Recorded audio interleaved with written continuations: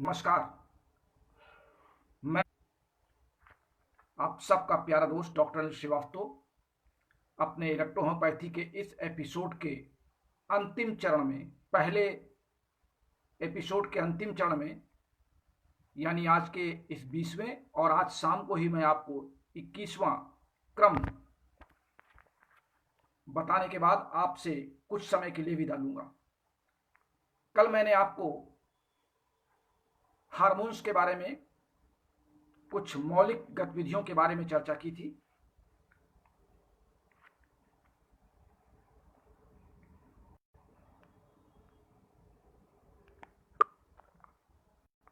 Hormones की गतिविधियों के साथ साथ हमने आपको यह भी कहा था कि हमारे शरीर में दो प्रकार के तंत्र प्रकृति ने बनाए हैं। एक तंत्रिका तंत्र है जो शरीर के सभी गतिविधियों पर हमारी इच्छाओं के अनुरूप और इच्छाओं के बिना, यानी अनैच्छिक क्रियाओं के तरीके से भी ये हमारे शरीर की गतिविधियों पर नियंत्रण करते हैं। और दूसरी, हमारे शरीर के विभिन्न अंगों में विभिन्न प्रकार के ग्लैंड्स बने हुए हैं और उन ग्लैंड से विभिन्न प्रकार के हार्मोन्स निकलते हैं जो जाकर के संबंधित टारगेट कोशिकाओं पर अपना कार्य संपन्न करते हैं। तो शरीर के पूरे सुरक्षा तंत्र को प्रकृति ने अपने हिसाब से सेट किया है। शरीर के इसी सुरक्षा तंत्र में जो तंत्रिकाएं होती हैं या नर्व्स होती हैं, नर्व के एक छोटे से भाग को हम तंत्रिका कोशिका या न्यूरॉन कहते हैं। मैंने आपको शुरुआती दौर में जब मैंने सोडियम पंप सिस्टम और ईसीएफ के बारे में समझाया था तो मैंने वहां कहा था कि तंत्रिकाएं या न्यूरॉन्स के अग्रभाग पर पतली पतली नलिकाएं लगी होती हैं जिसे हम डेंड्राइट्स कहते हैं, और बीच का भाग हमारा जो सेल बॉडी कहलाती है न्यूरॉन्स की, उसमें एक प्रकार का द्रव भरा होता है जिसे हम एक्सोप्लाज्म कहते हैं, और पूरे न्यूरॉन्स को हम इसीलिए एक्सो सेल कहते हैं या एक्सोप्लाज्म उसके द्रव को कहते हैं। उसमें एक केंद्रक भी पाया जाता है।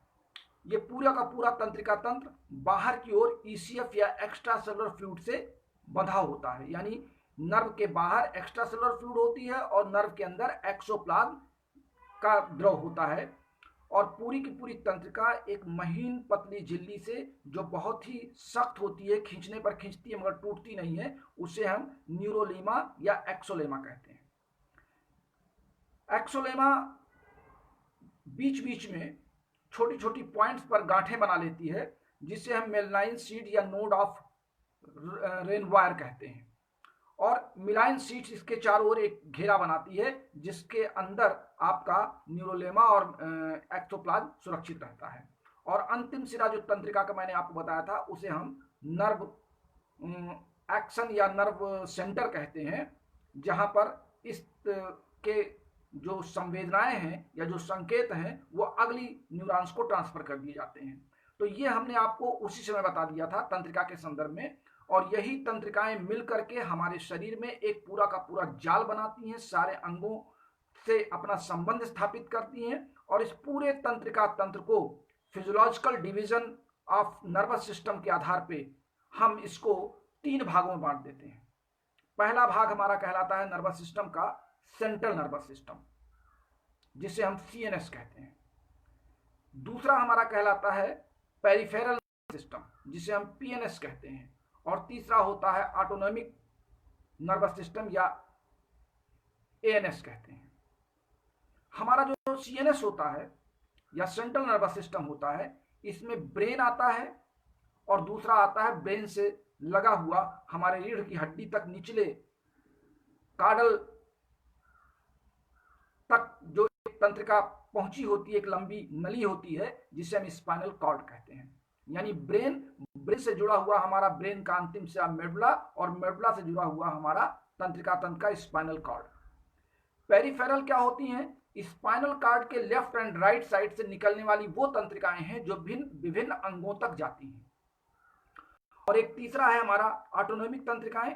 ये वे तंत्रिकाएं हैं जो सीएनएस में भी और स्पाइनल के भी महीन तंत्रिकाओं का जाल बना करके हमारे ऑटोनॉमिक रिएक्शन को, जिसमें सिंपैथेटिक और पैरासिम्पैथेटिक 2 प्रकार के डिवीजन होते हैं, ये दोनों डिवीजन हमारे शरीर में होने वाली स्वतः होने वाली क्रियाओं का समन्वयन या उनका नियंत्रण करते हैं। जैसे हमारा हृदय का धड़कना, पुतलियों का फड़कना, किसी चीज को देख के हमारे अंदर भय उत्पन्न करना, अपनी आत्म सुरक्षा में हमको कूद जाना, ये तमाम जो आकस्मिक घटनाएं शरीर में होती हैं और स्वतः होने वाली क्रियाओं पर सारा का सारा नियंत्रण ऑटोनोमिक नर्वस सिस्टम करती हैं। हम सीएनएस की बात अगर करते हैं तो हम आगे बढ़ते हैं। पूरा का पूरा हमारा जो तंत्रिका तंत्र है ये कार्यों के आधार पे दो प्रकार से बांटा गया है। एक पहला है जिसे हम कहते हैं सोमैटिक सेंसरी नर्वस सिस्टम या नर्व फाइबर, और दूसरा है विसरल नर्व फाइबर। ये दो मिल करके हमारे सेंसरी नर्व सिस्टम के पार्ट होते हैं, और दूसरा पार्ट होता है मोटर सेल न्यूरॉन्स या मोटर न्यूरॉन्स। सेंसरी पार्ट हमारे अंगों, केंद्रीय तंत्रिका तंत्र से, ब्रेन से और स्पाइनल कॉर्ड से संबंधित अंगों को सूचनाएं ले जाते हैं, सूचनाओं को लाते हैं हमारे विभिन्न अंगों से। जहां पे कोई तंत्रिका तंत्र कोई आवेग ग्रहण करती है, मान लीजिए हमारे पीठ में या हाथ में पिन चुभो दिया गया, तो पिन चुभोने का संकेत सेंसरी तंत्रिकाएं हमारे मस्तिष्क और स्पाइनल कॉर्ड को लाके देती हैं।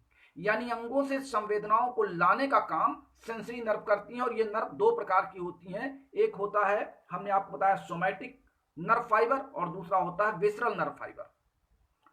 और फिर उस संवेदनाओं को लाने के बाद उस पर त्वरित कार्रवाई करने के लिए मोटर तंत्रिकाएं होती हैं या मोटर नर्व्स होती हैं, जो संबंधित अंगों को सूचनाएं वापस ले जाती हैं। हमारे इस तंत्रिका तंत्र में लगभग 300 मीटर प्रति सेकंड इनमें कार्य करने की गति होती है। तो आप सोच सकते हैं कि हमारा शरीर अगर पूरा लंबाई में जोड़ा जाए तो कितने मीटर है, और 300 मीटर प्रति सेकंड चलती हैं, यानी 1/300 मीटर सेकंड। तो इस नाते इनमें कार्य करने की जो त्वरित गति है वो आयंस के आधार पे विभिन्न आयन, यानी सोडियम आयन और पोटेशियम आयन, जो हमने आपको सोडियम पंप सिस्टम बताया था जब नर्व फाइबर के फंक्शन बताए थे, तो मैंने वहां आपको बताया था कि सोडियम आयन के माध्यम से हमारे एक्सोप्लाज्म में संवेदनाएं उतरती हैं, पोटेशियम आयन के द्वारा संवेदनाओं का उत्तर वापस ईसीएफ में जाता है। ये बात मैंने आपको बताई थी, और आज मैं फिर याद करा दे रहा हूं कि पूरी तंत्रिका ईसीएफ के बाहर, यानी तंत्रिका के बाहर ईसीएफ होता है दोनों साइड में, और बाहर ईसीएफ में सोडियम आयन की संख्या ज्यादा होती है और एक्सोप्लाज्म में पोटेशियम आयन की संख्या ज्यादा होती है। लेकिन पोटेशियम आयन सोडियम आयन की तुलना में 1/30 होते हैं। अगर सोडियम आयन 30 है तो पोटेशियम आयन 1 होता है। इसलिए सोडियम आयन उधर से संकेत को लेकर के जब एक्सोप्लाज्म में उतरता है तो ठीक उसी समय पोटेशियम आयन बाहर की ओर भाग जाता है और पूरे के पूरे एक्सोलेमा को या न्यूरोलेमा को बैलेंस में बनाए रखता है, क्योंकि उस समय अगर वो गैप दे देगा तो वहां पे कोई और गड़बड़ी आ जाएगी। इस नाते प्रकृति ने बैलेंस, या एक तरीके से जैसे कोई हमारे मेहमान घर में आ गए, हमने गेट को बंद कर दिया, ठीक उसी तरीके से जब हमारे एक्सोप्लाज्म के अंदर कोई संकेत आ जाता है तो पोटेशियम आयन जाकर के उस गेट को ब्लॉक कर देते हैं, ताकि फिर अभी जब तक वो संदेश का उत्तर न लौट के आए तब तक दूसरा संदेश अंदर प्रवेश न कर पाए, क्योंकि संदेशों को आपस में लड़ने की प्रक्रिया भी प्रकृति ने अलग कर दी है। जब तक एक संदेश का उत्तर हमारे सीएनएस को पहुंचेगा नहीं, तब तक दूसरा संदेश वहां पर ग्रहण नहीं किया जाएगा। और चूंकि 300 मीटर प्रति सेकंड में यह काम होता है, इस नाते संवेदनाएं बहुत जल्दी से आती हैं, पोटेशियम आयन बहुत जल्दी लौटते हैं, सोडियम आयन फिर अपने स्थान पर जाते हैं, और ये प्रक्रिया पूरे जीवन भर चलती रहती है। ये हमारे तंत्रिका तंत्र की एक प्राकृतिक बनावट है, जो मैंने आपको रिफ्रेश किया, याद किया। जब हम सेंसरी नर्व की बात करते हैं तो फिर हमारे केंद्रीय तंत्रिका तंत्र या हमारा ब्रेन और पूरा का पूरा स्पाइनल कॉर्ड, ये 3 लेयर से ढका होता है। प्रकृति ने इसको बहुत सुरक्षित तरीके से शरीर में रखा है, और पहला जो लेयर इसमें बनाया उन्होंने, उसे कहा गया ड्यूरामेटर। ड्यूरामेटर ये पहली झिल्ली है जो ब्रेन के हड्डियों के नीचे और ब्रेन के बाहर होती है। इसके हड्डी और झिल्ली के बीच में एक गैप होता है जिसे हम कह सकते हैं एपिड्यूरल स्पेस। हमारी नीचे होती है जिसे हम आर्क्वाइड कहते हैं, और आर्क्वाइड और ड्यूरामेटर के बीच में एक और गैप होता है, उस गैप को हम कहते हैं सब ड्यूरल स्पेस। फिर तीसरी झिल्ली जो ब्रेन से बिल्कुल सटी होती है उसका नाम है पायामेटर। पायामेटर और एरेक्वाइड के बीच में फिर एक स्पेस बनता है, उस स्पेस को हम कहते हैं सब एक्वाइड स्पेस। फिर ये पायामीटर आगे जाकर के कुछ अंगुलियों के सदृश अपनी संरचना बना लेता है, और इस अंगुलियों के सदृश जो संरचना बनाता है उसे कोरॉइड प्लेक्स कहते हैं। ये कोरॉइड प्लेक्स अपने अंदर से एक फ्लूइड निकालता है, और वो फ्लूइड छन छन के जाता है जो हमारे पूरे ब्रेन को सुरक्षा प्रदान करता है और इन स्पेसों में भर जाता है, और स्पेस को हम कहते हैं एक सेरेब्रो स्पेस वहां पर बनता है हमारे तीनों झिल्लियों और ब्रेन के बीच में, जहां पर एक द्रव भरा होता है जिसे हम सेरेब्रो स्पाइनल फ्लूइड कहते हैं। सेरेब्रो स्पाइनल फ्लूइड मतलब ब्रेन को और स्पाइनल कार्ड दोनों को सुरक्षा प्रदान करता है, दोनों के बाहर वो कवर करता है ताकि उस पर कोई धक्का या चोट आदि ना लगने पाए, इसलिए ब्रेन को बहुत सुरक्षित रखा गया है। और स्पाइनल कार्ड को भी रीढ़ की हड्डियों के बराबर रखा गया है ताकि इस पर कोई बहुत ज्यादा प्रहार हो तो पहले रीढ़ की हड्डियां उसको झेल सकें। इसीलिए कभी कभी ऐसा होता है कि हमारी रीढ़ की हड्डी टूट जाती है, ब्रेक हो जाती है, लेकिन तंत्रिकाएं ब्रेक नहीं होती हैं क्योंकि वो लचीली होती हैं, हड्डी के टूटने पर वहीं पे वो झुक जाती हैं रबड़ की तरह। तो सेरेब्रो स्पाइनल फ्लूइड का जो मुख्य फंक्शन होता है वो होता है मस्तिष्क और स्पाइनल कार्ड को आघातों से बचाना। दूसरा कार्य इसका होता है ये न्यूरॉन्स में पोषक तत्वों की सप्लाई देता है। तीसरा कार्य होता है मस्तिष्क और स्पाइनल कार्ड को नम बनाए रखता है, जिससे इनमें फ्रीक्वेंसी बनी रहे, इलेक्ट्रॉन के आने जाने के रास्ते बिल्कुल समान रहें और इलेक्ट्रॉनिक मूवमेंट की गतिविधियां इनमें समान बनी रहें, इस नाते रखते हैं। हिस्टोलॉजी ऑफ ब्रेन के आधार पर हम कह सकते हैं कि ब्रेन में दो प्रकार के द्रव्य या मैटर होते हैं। एक मैटर होता है जो आगे की ओर होता है जिसे हम ग्रे मैटर कहते हैं, और अंदर की ओर जो है वो एक दूसरा मैटर होता है जिसे हम व्हाइट मैटर कहते हैं। हिंदी में इसे हम धूसर द्रव्य और श्वेत द्रव्य कहते हैं। मस्तिष्क को हम कुछ और महत्वपूर्ण चीजें ब्रेन के बारे में आगे बढ़ने से बता दें कि मनुष्य के मस्तिष्क में लगभग 100 अरब तंत्रिकाएं बिछी होती हैं। 100 अरब तंत्रिकाएं बिछी होती हैं जो मस्तिष्क को चारों ओर से घेर करके विभिन्न सूचनाओं का एक तंत्र बनाती हैं, जहां से सूचनाएं आती हैं जाती हैं। पूरे के पूरे ब्रेन को घेर करके लगभग 1 अरब नर्व्स होती हैं जो केवल ब्रेन को कवर करती हैं। हमारे हृदय का जो रक्त पंप होता है उसका 17% रक्त सीधे केवल ब्रेन को दिया जाता है। अब आप सोच सकते हैं क्योंकि पूरे बॉडी का 17% रक्त केवल ब्रेन ही लेता है। हमारे पूरे मस्तिष्क का जो भार होता है हाइपोथैलेमस कैविटी और ब्रेन के हड्डियों के अंदर, उसका लगभग 1.4 किलोग्राम यानी लगभग 1.5 किलो, 1 किलो 400 ग्राम का होता है।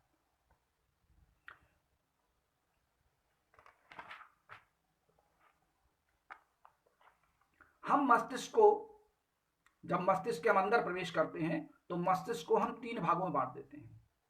फोर ब्रेन यानी आगे का भाग, मिड ब्रेन यानी मध्य भाग, और हिंड ब्रेन यानी पश्च भाग। हम तीनों का अलग अलग नाम देते हैं। पहले को हम कहते हैं मस्तिष्क का पहला डिवीजन है जिसे हम फोर ब्रेन या प्रोजेनसिफ्लॉन कहते हैं। दूसरा होता है मीजेनसिफ्लॉन, और तीसरा जो हिंड है उसे हम कहते हैं, तीसरा पार्ट हमारे पास राम्बोसिफ्लॉन कहलाता है। ये 3 पार्ट हैं, और हमारा जो फर्स्ट पार्ट है यानी जिसे हम फोर ब्रेन या प्रोजेनसिफ्लॉन कहते हैं, फिर वो सेरेब्रम में, ऑल्फैक्टरी लूब में और डायंसिफ्लॉन में, यानी 3 पार्ट में बटा होता है हमारा फोर ब्रेन। मिड ब्रेन हमारा 2 पार्ट में बटा होता है जिसे सेरेब्रल पेनिडिकल कहते हैं, और दूसरा भाग होता है कार्पोरा क्वाड्रिजेमिना। ये 2 पार्ट हो गए। और हिंड ब्रेन हमारा फिर 3 पार्ट में बटा होता है। पहला पार्ट का नाम है सेरेबेलम, दूसरा पार्ट है पोन्स, और तीसरा अंतिम पार्ट है मेडुला ऑब्लोंगाटा। इस तरह पूरा का पूरा ब्रेन हमारा 8 खंडों में बटा होता है, और प्रत्येक खंड के अलग अलग कार्य होते हैं। मुख्य रूप से मेडुला ऑब्लांगाटा हमारे शरीर की सारी अनैच्छिक क्रियाओं का नियंत्रण मेडुला ऑब्लांगाटा करता है। और मेडुला ऑब्लांगाटा जहां पर आपके ब्रेन के पीछे आप हाथ रखेंगे अपने दोनों कानों के समानांतर बीच में, वहां पे आपको एक गड्ढा दिखाई पड़ेगा हड्डियों के नीचे, जहां पर आपकी मांसपेशियां धसी होती हैं। वो पार्ट आपका मेडुला ऑब्लांगाटा होता है, जो ब्रेन का अंतिम छोर कहलाता है। और मेडुला ऑब्लांगाटा से नीचे मेडुला समाप्त होकर के आपकी स्पाइनल कॉर्ड जाती है, जो आपके रीढ़ की अंतिम हड्डी तक यानी कार्डल बोन तक पहुंचती है। क्योंकि आपकी जो रीढ़ की हड्डी है वो, उसकी संख्या आपको पता है कि अलग अलग पार्ट में अलग अलग रीढ़ की हड्डियां हैं। सर्वाइकल अलग है, थोरेसिक अलग है, लंबर अलग है, और इस तरीके से कार्डल बोन अलग है। अलग अलग, जब हम ये बोन की चर्चा में मैंने आपको हड्डियों की संख्या बताई थी। अब अलग अलग कार्यों के आधार पे हम ये कह सकते हैं कि जो सेरेबेलम है, सेरेब्रम यानी फोर ब्रेन का अगला भाग, वो हमारे शरीर में चेतना, बुद्धि, स्मृति या इच्छा शक्ति पर अपना केंद्र बनाता है। यह भावनाओं को और वाणी को नियंत्रित रखता है। हमारे हमको क्या बोलना है, क्या सुन करके उसका क्या जवाब देना, ये सारा काम हमारे सेरेब्रम का है। यह बोध केंद्र भी होता है। इंसान के हंसने और रोने पर भी इसका नियंत्रण होता है। कब हमको हंसना है, कब हमको खुशी व्यक्त करना है, कब हमको दुख व्यक्त करना है, ये भी काम सेरेब्रम का है। सर्दी, गर्मी, प्रकाश, नमी, इसका अनुभूत भी हमारा सेरेब्रम ही करता है। डायनसेफ्लॉन में या मेसेनसेफ्लॉन का जो अंतिम पार्ट होता है हाइपोथैलेमस, हाइपोथैलेमस तंत्रिका एंडोक्राइन ग्रंथों में एक प्रकार का संबंध बनाता है। हमारे जितने हार्मोनल इफेक्ट वाले ऑर्गन्स हैं, वहां पर हमारा हाइपोथैलेमस ये अपनी पकड़ बनाता है। कार्बोहाइड्रेट और फैट के मेटाबॉलिज्म का नियंत्रण करना, जल का संतुलन करना, शरीर के टेम्परेचर का होम्योस्टेटिस मेंटेन करना, ये सारा काम हाइपोथैलेमस पार्ट का है, जो ब्रेन में पाया जाता है। मिड ब्रेन में केवल दोनों पार्टों को जोड़ने के कुछ छोटे मोटे कार्य होते हैं, लेकिन सबसे महत्वपूर्ण कार्य होता है कार्पोरा जेमाइना का। कार्पोरा जेमाइना ये हमारे शरीर में विभिन्न प्रकार के सुपीरियर और इंफीरियर नर्व्स को आपस में जोड़ करके उनकी संरचना को एक दूसरे से लिंक करने का काम करता है। क्योंकि मिड ब्रेन में कोई बहुत फंक्शन आज तक खोजा नहीं गया कि मिड ब्रेन का काम क्या है, लेकिन मिड ब्रेन के पार्ट देखे गए हैं, इस नाते मिड ब्रेन को भी डेवलप में रखा गया है। हिंड ब्रेन या ट्रोम्बोसिफ्लॉन जो हमारा अंतिम पार्ट है ब्रेन का, ये 3 भागों में बटा हुआ। मैंने आपको बताया कि सेरेबेलम में, पोन्स में और मेडुला ऑब्लांगेटा में।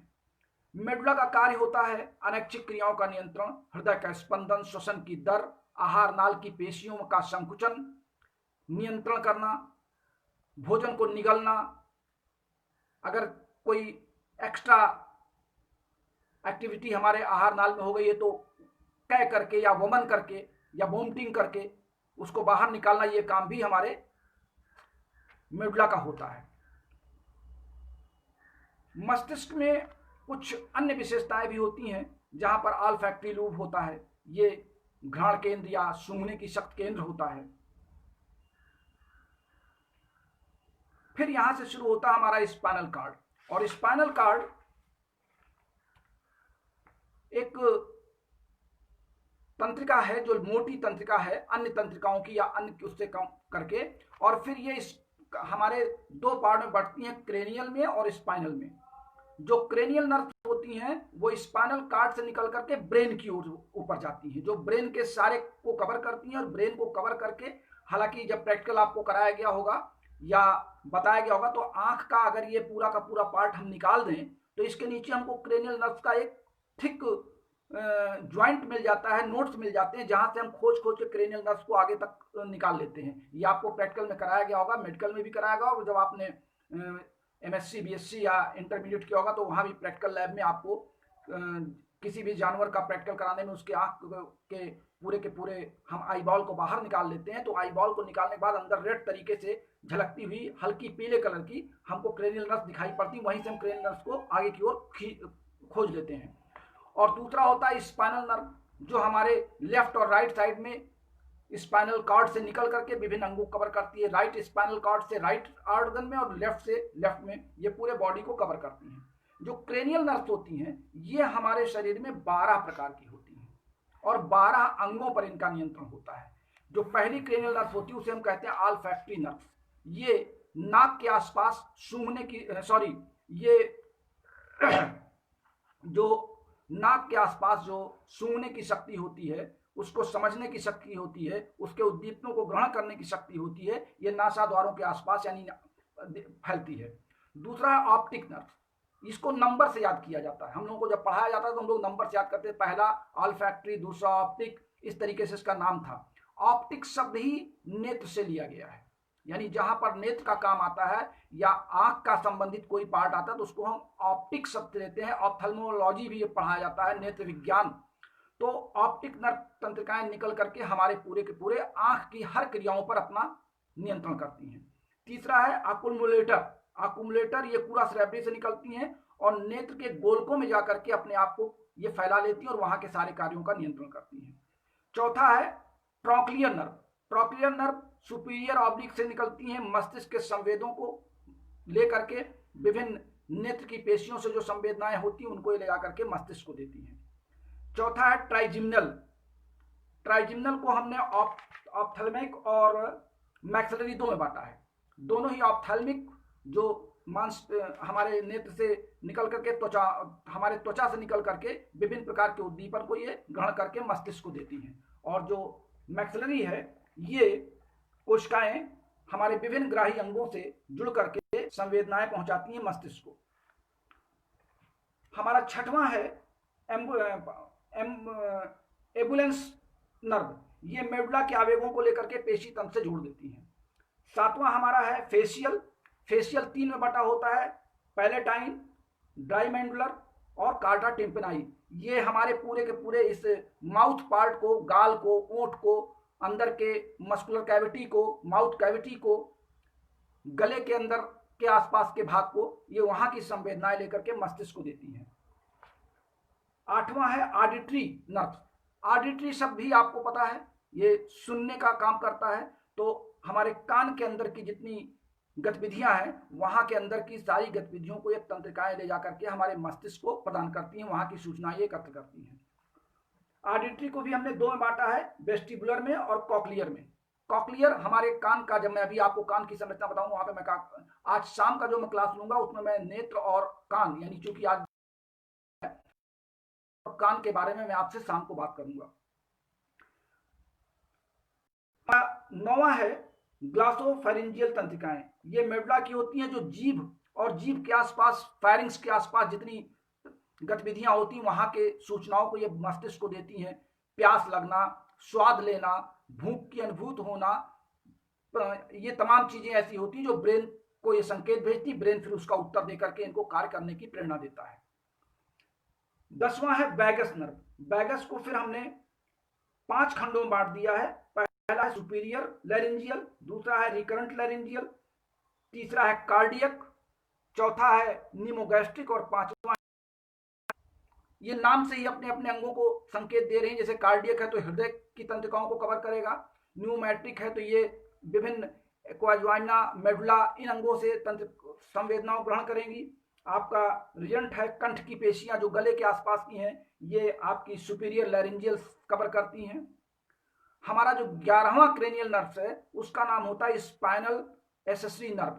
ये हमारे आवेगों को कहां से लेती हैं? लैरिंग से, फायरिंग से, गर्दन से, वहां से उठाती हैं। और 12वां और अंतिम क्रेनियल नर्व है हाइपोग्लॉसल नर्व। ये हाइपोग्लॉसल नर्व हमारे जीभ को कंप्लीट कवर करती है, और जीभ की तंत्रिकाओं का ये काम है कि जीभ से संबंधित जो भी उनके कार्य या आवेग जो आते हैं, वो जैसे तीता लगना, खट्टा लगना, मीठा लगना, ये सारी की सारी गतिविधियां हमारे ब्रेन को देती हैं। तो क्रेनियल नर्व्स हमारी 12 जोड़ी होती हैं। 12 में से कुछ की संख्या बढ़ गई है, तो टोटल ये लगभग 5, 3, 8, 3, 11 और 3 और 4, 18, लगभग ये 12 हमारी फिर जाकर के 22 तंत्रों में बंट जाती हैं। तो टोटल हमारे टोटल 22 क्रेनियल नर्व्स हैं जो हमारे विभिन्न अंगों की सूचनाओं को इस गले से ऊपर, क्रेनियल नर्व्स गले से ऊपर ही कार्य करती हैं, गले के नीचे हमारी स्पाइनल नर्व कार्य करती हैं। प्रकृति ने कार्यों का विभाजन भी कर दिया है, किसी एक पर लोड ना पड़े, इसीलिए इसको हम ये भी मान सकते हैं कि कामों का विकेंद्रीकरण किया है। किसी एक अंग पर बहुत अधिक कार्य या किसी एक तंत्रिका पर बहुत अधिक कार्य न करने पाए, इस नाते प्रकृति की व्यवस्था को फिर सोचिए और उस प्रकृति को नमन करिए जिसने हमारे शरीर के प्रत्येक अंग की हर सुरक्षा को, व्यवस्था को निश्चित किया है। उसने क्रेनियल नर्व को गले के ऊपर दे दिया और बाकी स्पाइनल नर्व को गले के नीचे विभिन्न अंगों तक पहुंचा दिया, और हर अंग की सूचनाएं ला करके मस्तिष्क को मिलती है। मस्तिष्क उसके अनुसार कार्य करने के अंगों को प्रेरणा देता है और अंग उसी हिसाब से अपने कार्यों को संपादित करते हैं। और जब कार्य संपादित करते हैं तो वहां पे हार्मोन्स आकर के उनकी मदद करता है। जब हार्मोन्स भी मदद नहीं कर पाता, अंगों के कार्य में शिथिलता आ जाती है या घट बढ़ जाते हैं, तो हम दवा के रूप में, औषध के रूप में एंजाइम्स का प्रयोग कर लेते हैं इलेक्ट्रोहोम्योपैथी में या अन्य चिकित्सा पद्धतियों में, जो भी उनकी पद्धति है या जो भी उनका मानक है। तो ये हमने आपको आज सीएनएस के बारे में, स्पाइनल नर्व और ब्रेन के बारे में जो एक संक्षिप्त छोटी मोटी जानकारी आपको दी है। विस्तृत जानकारी तो आपको बोर्ड चार्ट और प्रोजेक्टर के माध्यम से ही दिया जा सकता है, जहाँ पे डायग्राम का हम आपको एक एक चीज समझा सकें। कभी अगर ऐसा मौका आता है तो मैं फिजियोलॉजी को बहुत विस्तृत ढंग तरीके से आपको समझाने का प्रयास करूंगा। फिजियोलॉजी पढ़ाने के लिए अगर वास्तव में फिजियोलॉजी का जानकार कोई व्यक्ति है तो एक एक टॉपिक पर एक एक सप्ताह आपको एक्सप्लेन किया जा सकता है।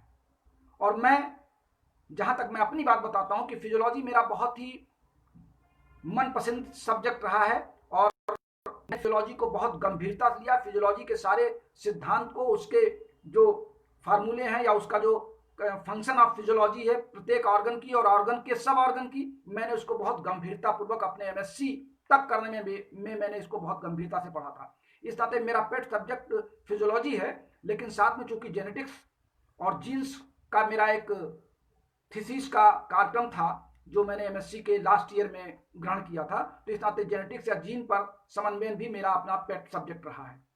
तो मैं फिजियोलॉजी के बारे में आपको बहुत ही संक्षिप्त बता रहा हूं। और फिजियोलॉजी एक ऐसा गरल, एक बहुत ही महत्वपूर्ण, फिजियोलॉजी की किताबें बहुत मोटी मोटी हैं। फिजियोलॉजी इतनी आसान नहीं। फिजियोलॉजी मेरे पास गाल्टन की और कैम्बर की और विश्व के विभिन्न लेखकों की किताबें मैंने फिजियोलॉजी की पढ़ी हैं जो मेडिकल साइंस को प्रूव करती हैं। हाँ, आज का ये कार्यक्रम समाप्त करने से पहले मैं आपको एक मोटा सा रजिस्टर आपको दिखाई पड़ रहा होगा जिसमें एक क्रम से नाम लिखे हुए हैं, पेज नंबर लिखे हैं, और जब मैं इस पेज को खोलता हूं कि रजिस्टर का कवर हट गया है। ये वही पेज है, ये वही रजिस्टर है जिस पर मैंने अपने क्लिनिक के आरंभ में पहला रोगी मैंने 25 नवंबर 1987 में देखा, जिस पर मेरी क्लिनिक का उद्घाटन किया था। ये रजिस्टर आज भी मेरे पास सुरक्षित है, यद्यपि इसमें कुछ दीमकों ने खा लिया, इस पेज को चट कर दिया है। और रमाशंकर जी की जो मूल, ये देखिए, ये रमाशंकर जी की मूल पृष्ठ है जो रमाशंकर जी के समय में मैंने संभाल के रखा था। इसके सारे के सारे पेज इसमें लगे हुए हैं जो मैंने कल आपको भेजा भी था। ये सारे पेज इसमें क्रम वाइज लगे हैं और बहुत पुराने हो चुके हैं, इस नाते मैं इसको बहुत संभाल के रखी हूँ। मैंने इस किताब का एक आधुनिकीकरण करके इसको मैंने रिफ्रेश किया था और रिफ्रेश करने के बाद मैं इसको बहुत संभाल के रखा हूँ, क्योंकि अब इसके पेज बहुत ही पुराने हो चुके हैं। इस नाते मैं इसको अपनी धरोहर समझ करके बाबा रमाशंकर जी की इन संभाल के रखा है। हमने इस किताब का एक और नया प्रारूप दिया है। ये प्रारूप आपके सामने कुछ समय बाद आने वाला है। ये मेरा एक नया प्रारूप है जो मैं इसको बना करके रखे हूँ। हम इन सब पर चर्चा करेंगे जब हम अगला क्लास आरंभ करेंगे जून में। वहां पर हम आपसे मैटेरिया मेडिका और विभिन्न रोगों पर, जो आपके विभिन्न नाम वाले रोग हैं या मेरे हिसाब से सिर्फ एक रोग है, मैं विभिन्न शिकायतों पर अंगों के आधार पर आपको दवाओं के सेलेक्ट करने का तरीका, बहुत आसान तरीका बताऊंगा, जिससे कि आप रोगी के साथ, उसके रोग के साथ बहुत देर तक उलझे नहीं और सीधे आप दवा का चुनाव कर सकें। आज शाम को मैं आपसे इस पहली कड़ी के अंतिम सत्र में आपसे मिलूंगा और कोशिश करूंगा कि मैं आपको 9 बजे के आसपास आपसे मेरी मुलाकात आज दूसरे सत्र में हो। आज का ये पहला सत्र जो 20वां क्लास आज मेरा है। कल मैंने आपको भूल से 18वां कहा था, लेकिन योगेंद्र जी ने फिर सुधार किया, उसको 19वां बताया। आज मेरा ये 20वां क्लास चल रहा है और शाम को मैं 21वां क्लास करके, 21 एक शुभ अंक है और मेरा मूलांक 3 है, इस नाते 3 से कटने वाले अंक को मैं ज्यादा लाइक करता हूं। इस नाते मैं 21 अंकों के इस श्रृंखला को आज शाम को समाप्त करूंगा। फिर एक सप्ताह आपके प्रश्नों के उत्तर दूंगा व्हाट्सएप पे, और फिर 1 जून से मैं आपके बीच फिर उपस्थित रहूंगा। तो आज शाम तक के लिए आप अपने इस प्यारे दोस्त डॉक्टर अनिल श्रीवास्तव को इजाजत दीजिए। नमस्कार, सबका धन्यवाद।